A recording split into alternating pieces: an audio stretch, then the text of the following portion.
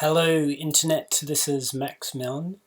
Today I'm showing you how to create deep links from your Evernote notes so you can easily put them into ToDoIst, and when you click on your to-do in ToDoIst it'll take you straight to your Evernote note directly. So the quickest way to do this is you right click on the note that you wish to make a link with, you hold down the Alt, and as you see here it changes it to copy classic note link. Copy that,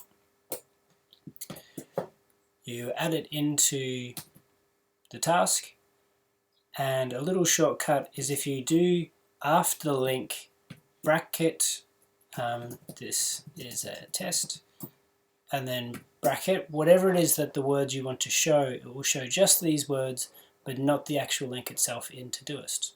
So I'll add the task, go to ToDoIst, and as you see here it says this is a test, and if you click into it it shows you the exact link.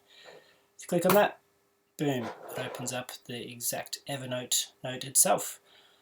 It's to kind of replicate the Things 3 autofill function within Evernote. I hope that's helpful for everybody out there. Okay, bye.